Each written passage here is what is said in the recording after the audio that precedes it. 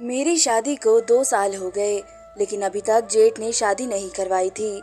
मेरी सास बेवा थी और कुछ नहीं बोलती थी। जब जेठ घर आता तो सास की हालत खराब हो जाती। एक दिन पति घर पर नहीं थे।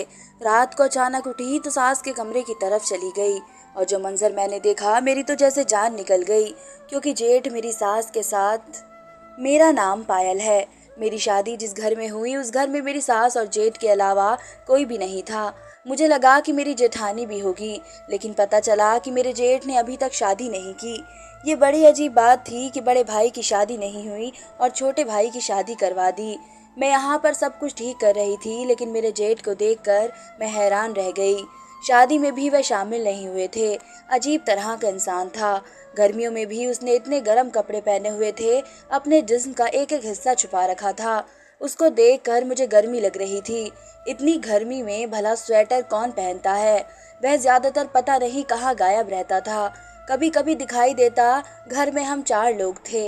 मैं पूरा दिन घर के काम करती रहती। मेरे पति को मुझसे कोई शिकायत नहीं थी और मुझे भी कोई मसला नहीं था, क्योंकि घर में बोरियत बहुत थी। अगर काम न करती तो फिर दिन कैसे गुजरता। लेकिन मेरा जेठ मेरे हाथ का बना हुआ खाना नहीं खाता था। वह कहता था, मैं सिर्फ अपनी माँ के हाथ का बना हुआ खाना खाऊंगा। सारे घर का काम मैं करती थी, सबके लिए खाना भी मैं बनाती थी, लेकिन मेरे जेठ के लिए मेरी सास खाना बनाती थी। उनकी तबीयत खराब रहती थी, उनसे उठा नहीं जाता था। ऐसे में उनको खाना बनाना पड़ता था। मैंने उनको कहा कि फिर मेरा क्या फ़ायदा, जो मैं सबके लिए काम कर रही हूँ, आपको तो फिर भी खाना बनाना ही पड़ता है। इस बात पर वह खामोश हो जाती थी और कहती थी कि कोई बात नहीं, बच्चा है ना, इसलिए जिद करता है। बच्चा है, इससे क्या मतलब है? कोई बच्चा तो नहीं है छोटा सा।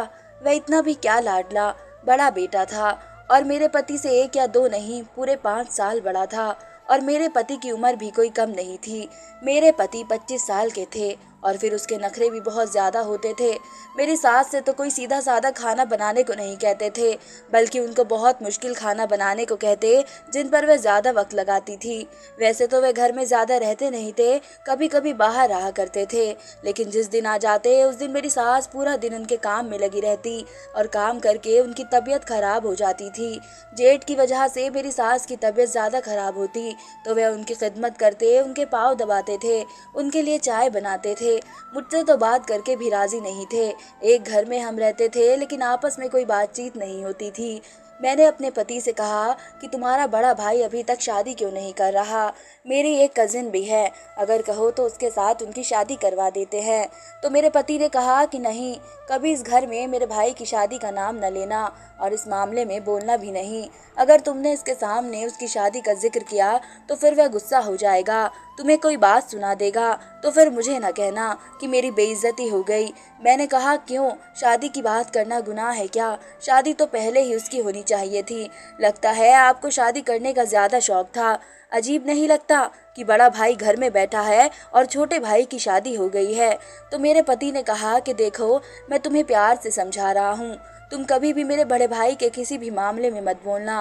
वे बहुत ही बदतमीज इंसान है और इसका कोई पता नहीं चलता। मैंने कहा, कितना बुरा इंसान है तो फिर उसे सीधा करो। अगर मेरे सामने कोई बात की तो मैं तो उसको जवाब दे दूंगी। मैं किसी की गलत बात बर्दाश्त नहीं करती। और ऐसा ही था। मैं अपने घर में इकलौती बेटी थी और लाडली भी थी। मेरे पति ने मुझे प्यार से समझाया कि उनके मामले में नहीं बोलना, पर हर इंसान की अपनी फितरत होती है कि जिस काम से उसको मना करो वह वही करता है। क्योंकि मेरे जेठ की पर्सनैलिटी ज़्यादा ही गुस्से वाली थी, मेरी सास भी उनसे डरा करती थी। मुझे समझ नहीं आता था कि मेरी सास उनसे इतना डरती क्यों थी। एक दफ़ा घर में कुछ मेहमान आए और बातचीत हुई। वे मेरे कमरे में आकर बैठ गई तो मैंने भी उनसे बात करनी शुरू कर दी। मैंने कहा, बाकी सब तो ठीक है, लेकिन जो मेरे जेठ है ना, उनकी मुझे समझ नहीं आती। उन्होंने कहा कि इसकी समझ पूरे ख़ानदान को नहीं आती। मैंने कहा कि उनकी शादी क्यों नहीं करवाते, तो उस औरत ने मुझसे कहा कि उसकी शादी 2 से 4 दफ़ा करवाने की कोशिश की है। एक बार तो ये दूल्हा भी बना था और शादी वाले दिन ही भाग गया। उस वक्त उसके बाप थे, उन्होंने उसको थप्पड़ भी लगाया था। बड़ा तमाशा बना था, लेकिन ये शादी से इनकार कर गया। मैं हैरान रह गई कि क्यों आदमी शादी क्यों नहीं करना चाहता। शक्ल सूरत का भी ठीक था, वैसे नजरें झुका कर रखता था, नजर नहीं मिलाता था। उसके दिल में कोई चोर था। उस औरत ने कहा कि हम सब यही सोचते हैं कि पता नहीं उसके साथ कोई मसला है, ये शादी क्यों नहीं करता। उसके चक्कर में तुम्हारे पति बैठे थे, वरना तो जब तक 22 साल का था तब से कहता था कि मेरी शादी करवा दो। फिर तुम्हारी सास ने कहा कि बड़े ने तो शादी करनी नहीं है तो छोटे को किस बात की सजा दूं, इसलिए फिर उन्होंने तुम्हारे पति की शादी करवा दी और तुम इस घर में आई। तुम उससे दूर ही रहा करो, क्योंकि एक बार हमारे खानदान में एक लड़की थी जो बहुत ज्यादा हंसी मजाक करती थी और हर किसी से खुलकर बात वगैरह करती थी। उसने एक बार उसके साथ कोई मजाक कर दिया। तुम शादी क्यों नहीं करना चाहते? शादी की बात को लेकर उसने सबके सामने न सिर्फ उस लड़की के मुंह पर थप्पड़ दे मारा, बल्कि ये भी कहा कि मैं उसको जान से मार दूंगा। लेकिन बड़ों ने आकर रोक लिया और मुश्किल से उसे पीछे हटाया और उसने उस लड़की पर इस तरह से हमला किया था कि उसकी एक हड्डी तोड़ दी थी। मैं हैरान और परेशान रह गई। मैंने कहा ये किस किस्म का इंसान है, लड़कियों पर हाथ उठाता है। तो उस आंटी ने कहा कि बेटा तुम तो इससे दूर ही रहना, वरना तुम्हारे साथ बहुत बुरा होगा। तुम्हारे पति की शक्ल सूरत भी अच्छी है और नौकरी भी अच्छी है, लेकिन फिर भी खानदान से किसी ने इसका रिश्ता इसलिए नहीं लिया क्योंकि इस घर में लड़की आती तो फिर हमें डर ही पड़ा रहता कि कभी भी इसके साथ कुछ भी हो सकता था। मैंने कहा कि मुझे तो ये बात किसी ने नहीं बताई है। उस औरत ने कहा कि तुम भी ये बातें किसी को न बताना, नहीं तो मेरा नाम आ जाएगा। तुम अपने जेठ से बच के रहना, ये बड़ा ही खतरनाक इंसान है। एक दिन मैं कपड़े धो रही थी जब मैंने अपने जेठ के कपड़े देखे। वह कपड़ों के नीचे इतनी सारी गर्म चीजें क्यों पहना करते थे? वह खुद तो बहुत ही पतले थे, लेकिन कपड़े इतने सारे पहनते थे कि मोटे लगा करते थे। मुझे सबने कहा था कि तुमने इस मामले में नहीं बोलना, लेकिन फिर भी मेरे दिल में शक ने घर कर लिया था और मुझे पता करना था इसका राज क्या है। कोई ना कोई चक्कर तो जरूर था। ये शादी नहीं करना चाहता था और क्यों? ये किसी पर भरोसा नहीं करता था। एक दिन मैंने अपनी सास को कहा कि मैं अपने मायके जा रही हूँ और मेरे पति तो वैसे ही सुबह जाते हैं तो शाम को आते हैं। मेरी सास ने कहा कि ठीक है, जब मैं अपने बड़े बेटे के लिए खाना बनाऊंगी तो मैं भी वही खाना खा लूंगी। तुम आराम से आना, कोई मसला नहीं है। जब से शादी हुई तो वैसे भी बहुत ही कम अपने घर जाती हूँ। मैंने कहा ठीक है, मैं चली जाऊंगी। अपने घर गई तो वहाँ पर ताला पड़ा हुआ था। जब मैंने फ़ोन किया तो मेरे माँ बाप ने बताया कि एक मौत हो गई थी और वह लोग गांव गए हुए हैं। अब मैं वहाँ पर क्या करती? मुझे तो वापस ही जाना पड़ा। मैं इतनी मुश्किल से सारे काम खत्म करके आई थी और ये लोग घर पर नहीं थे, लेकिन क्या कर सकते थे? किसी की मौत हो गई थी तो जाना तो पड़ता ही। इसलिए मैंने वापसी पर अपने घर का रास्ता ले लिया। जब मैं वापस घर आई तो मुझे दरवाज़ा खटखटाने की क्या ज़रूरत थी?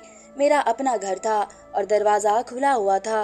मैं घर में दाखिल हुई तो सामने कोई भी नहीं था, लेकिन अजीब किस्म की आवाज़ें आ रही थी। मेरी सास बुरी तरह रो रही थी और कुछ अजीबोगरीब किस्म की बातें कर रही थी कि मैं क्या करूं, इसमें मेरा क्या कसूर है? जो तुम कहते हो मैं करती हूँ, तुम्हारी हर बात मानती हूँ, वरना कौन अपनी माँ से ये सब कुछ करवाता है? तुम्हें तो बिल्कुल शर्म भी नहीं आती है। सारे खानदान में तुमने मुझे जलील करके रख दिया है। मैं विधवा हूँ, वह लोग क्या सोचेंगे मेरे बारे में? मेरी सास तो बोल रही थी, लेकिन दूसरा कोई शख्स नहीं बोल रहा था। शायद वह फ़ोन पर बात कर रही थी, लेकिन फिर मैंने महसूस किया कि उनके कमरे में कोई था ज़रूर। खिड़की से मुझे दो परछाई नजर आई और ये कौन हो सकता था? मेरा जेठ ही हो सकता था। मेरी सास की तबीयत बोलते बोलते ही खराब होने लगी। ऐसा मुझे महसूस हो रहा था क्योंकि वह बहुत बुरी तरह रो रही थी। शायद उनका ब्लड प्रेशर हाई हो चुका था।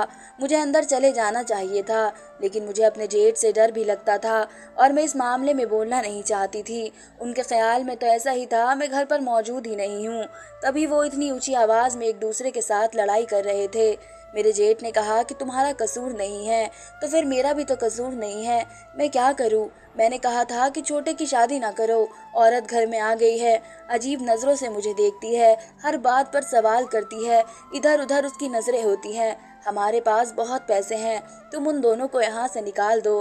तो मेरी सास ने कहा कि वह पैसे मेरा छोटा बेटा ही कमाता है, तुम नहीं कमाते हो। क्यों निकाल दूं मैं उनको इस घर से? और उसकी बीवी भी तो हमारे साथ बहुत अच्छी है, कभी कोई बदतमीजी नहीं की उसने, सारे घर के काम करती है, वह पैसे कमाता है। तो मैं हैरान रह गई कि मेरा जेठ मुझे और मेरे पति को इस घर से निकालना क्यों चाहता है, जबकि हम लोग तो फिर भी इतना कुछ करते हैं उन लोगों के लिए। मेरी तरफ से कोई गफलत नहीं थी क्योंकि मेरे पास पूरा घर था, मुझे किसी जगह की कोई कमी नहीं थी। घर में सारी सहूलियत भी मिलती थी, मेरी सास भी मेरे साथ अच्छी थी, लेकिन ये क्यों मेरे पीछे पड़ा हुआ था? मेरी सास ने कहा, मैं अपने छोटे बेटे को नहीं निकालूंगी। अगर तुम मेरे बेटे हो तो वह भी मेरा बेटा है और मैं इससे भी बहुत प्यार करती हूँ। कल इसके यहाँ औलाद होगी, मैं अपने पोते पोतियों को ना देखूं। तुम तो शादी करना नहीं चाहते हो। इस बात पर मेरे जेठ ने शायद कोई चीज उठा कर तोड़ दी और मेरी सास पूरी तरह रोने लगी। अब तो मुझे अंदर चले जाना चाहिए था, लेकिन मैं फिर भी डर रही थी। हाँ, तुम्हें तो इसी से मोहब्बत है ना। मैं तो तुम्हारे लिए कुछ भी नहीं हूँ। मुझे तो पैदा होते ही तुम्हें मार देना चाहिए था, लेकिन तुमने ऐसा नहीं किया और मुझे बर्दाश्त करना होगा। मेरा जेठ कमरे से निकला तो मेरा उसके साथ सापना हो गया, लेकिन उसने कोई बात नहीं की। फिर मुझे ऐसी नज़रों से देखा कि जैसे मुझे खा जाएगा। मैं फौरन कमरे में गई तो मेरी सास मुझे देखकर हैरान रह गई कि तुम यहाँ क्या कर रही हो। मैंने कहा कि मेरे घर वाले तो घर नहीं थे, मैं वापस आ गई। आप ठीक तो है ना? और किस बात पर लड़ाई हो रही थी? मेरी सास अजीब सी घबराहट से कहने लगी, नहीं, वह खाने में नमक तेज हो गया था तो इस बात पर नाराज हो गया। तुम कब से आई हुई हो? मैं अभी दाखिल हुई थी। मैंने भी झूठ बोल दिया। ये कह लें कि मैंने अपनी सास का भरम रख लिया। शायद वह भी भरम रख रही थी, लेकिन ये देखकर मैं बहुत हैरान हो गई कि वह अपनी माँ के साथ किस तरह बदतमीजी करके गया था। मेरी सास की तबीयत खराब हो गई थी, उनका ब्लड प्रेशर हाई हो गया था। डॉक्टर के पास मेरा पति उन्हें लेकर गया। मेरे पति ने मुझसे पूछा, क्या हुआ था घर में? तुम्हारे साथ कोई लड़ाई हुई थी क्या? फिर मैंने अपने पति को सब कुछ बता दिया तो उसने अपना सर पकड़ लिया। मैंने कहा कि क्या बात है, वह हमें क्यों घर से निकालना चाहते हैं? हमारा क्या कसूर है, जबकि मैंने तो उनके साथ कोई बदतमीजी नहीं की। तो मेरे पति ने कहा कि तुम फिक्र नहीं करो, इस घर से हमें कोई नहीं निकालेगा और तुम उन सारे मामलों में ना बोलो, मैं सब कुछ संभाल लूंगा। मुझे इस बात से चिढ़ होने लगी थी कि कोई यहाँ पर सीधी बात बताता ही नहीं था। सबके सब अपने अपने राज में थे। मेरा पति भी कोई सीधी बात नहीं बताता था। मेरी सास भी घबराई हुई सी रहती थी। रोज उनकी तबीयत खराब हो जाती थी और मेरे जेठ ने तो मेरी सास को अपनी माँ से हटाकर जैसे अपनी नौकरानी ही बना लिया था। सारे काम उनसे नौकर वाले ही करवाता था।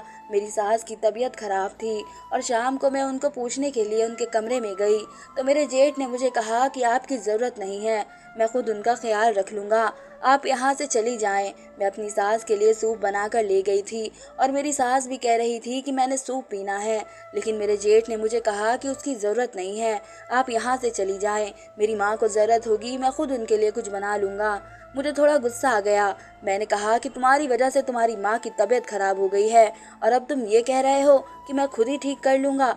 मुझे डर लगता था, लेकिन आज मुझे गुस्सा आ गया था क्योंकि मेरा पति घर पर ही था और मुझे पता था कि अगर कुछ होता है तो मेरा पति मुझे बचा लेगा। मेरे जेठ ने मुझे ऐसे देखा जैसे मुझे खा जाएगा। सास ने कहा कि चली जाओ यहाँ से, कोई बात नहीं, मैंने सूप नहीं पीना है, तुमने बनाया है, तुम्हारा बहुत शुक्रिया। मेरी सास की आंखों में बहुत ज्यादा डर था। मैंने किचन में सूप रख दिया और ये बात अपने पति को बताई तो उसने कहा कि तुम क्यों उनके साथ पंगे लेती हो? मैंने कहा कि खुद ही अपनी माँ की तबीयत खराब की है और अब बड़ा अच्छा बन रहा है। इतनी बुरी तरह चिल्ला रहा था उनके साथ। कोई भी बेटा अपनी माँ के साथ ऐसा कभी नहीं कर सकता था। मेरे पति की जुबान से ऐसी बात निकली, उन्होंने कहा कि बेटा तो वह है ही नहीं। मैंने कहा, क्या मतलब कि बेटा नहीं है? तो कहने लगे कि मैं कह रहा हूँ, इस तरह के बेटे थोड़ी होते हैं जिसको अपनी माँ का कोई ख्याल ही ना हो।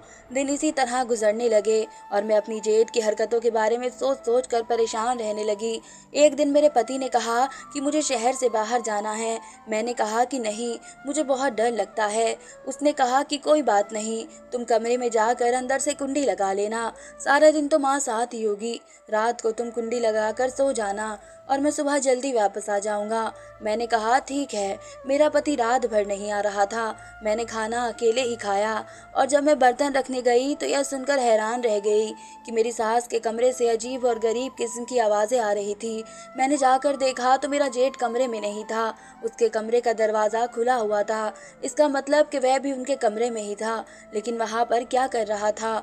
मैं कमरे की तरफ चली गई और आवाज़ सुनने लगी। वो फिर से मेरी सास से लड़ाई कर रहा था, लेकिन इस बार किसी लड़की की आवाज़ आ रही थी। लेकिन ये लड़की कौन थी? हमारे घर में तो ऐसी कोई भी लड़की नहीं थी। और इस वक्त कौन मेहमान हमारे घर में आया था? और अगर मेहमान था तो फिर वह झगड़ा क्यों कर रहा था? मैंने देखा कि खिड़की खुली हुई है तो फिर मैंने अंदर झांकने की गलती कर दी। जब खिड़की से अंदर झांका तो हैरान रह गई।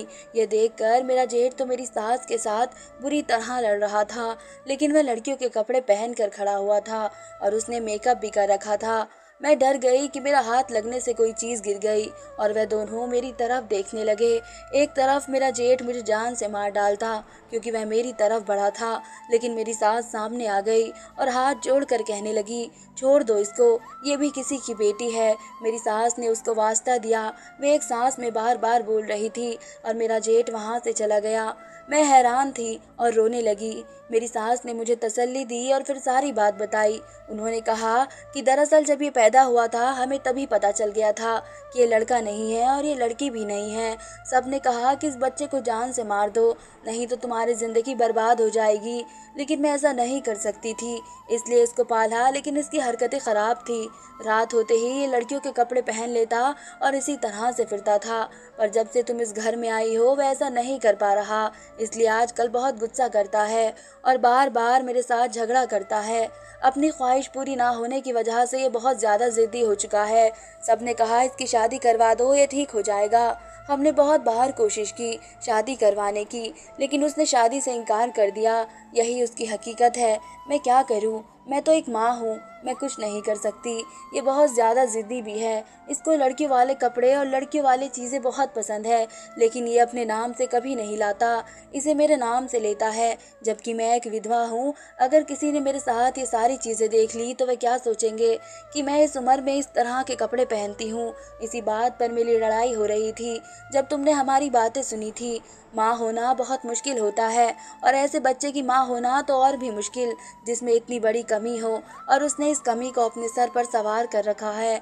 सबने कहा इसकी जान ले लो, नहीं तो तुम्हारी ज़िंदगी बर्बाद हो जाएगी। मैं इसकी जान नहीं ले पाई, लेकिन वाकई मेरी ज़िंदगी बर्बाद हो गई। ये किसी और के हाथ का बना हुआ खाना भी नहीं खाता और अपने जिस्म को छुपाने के लिए नीचे बहुत ज़्यादा कपड़े पहनता है ताकि ये मर्दों की तरह लगे, लेकिन दरअसल ये तो आधा ही मर्द है और रूह तो उसके अंदर वैसे भी लड़की की है। मैं हैरान रह गई और सारी रात सास के साथ गुजारी क्योंकि मैं डर गई थी। सुबह पति आया, उसको भी सब कुछ पता चल गया। पति को पहले से ही पता था, लेकिन उसने मुझे ये बात नहीं बताई थी। मेरी सास ने कहा कि वह तेरी बीवी से नफरत करता है, तुम दोनों छत के ऊपर पोषण बना लो, वहाँ पर रहो, मुझे कोई मसला नहीं है। मेरे पति ने कहा ठीक है, इस तरह मैं आपके साथ भी रह पाऊंगा और मेरी बीवी भी महफूज रहेगी और उसके बाद से हम लोग वहीं पर रहते हैं। मैं नीचे जाती हूँ, घर के काम करती हूँ, फिर वापस ऊपर आ जाती हूँ। मेरी सास बहुत अच्छी है, लेकिन उन्होंने अपनी ज़िंदगी बर्बाद कर ली क्योंकि उनको अपनी ज़िंदगी एक नामुकम्मल बेटे के साथ गुजारनी है। उसके नाज नखरे भी उठाने हैं क्योंकि वह शादी भी नहीं करेगा, क्योंकि इससे तो कोई शादी भी नहीं करेगा। इसके लिए खाना कौन बनाएगा? पता नहीं मेरी सास को माँ होने की इतनी बड़ी सज़ा क्यों मिली। खैर, पति कहता है कि अपने काम से काम रखो क्योंकि हम उसकी मदद करने के लिए कुछ भी नहीं कर सकते हैं सिवाय दुआ के। धन्यवाद दोस्तों, उम्मीद करती हूँ आप सबको ये कहानी पसंद आएगी।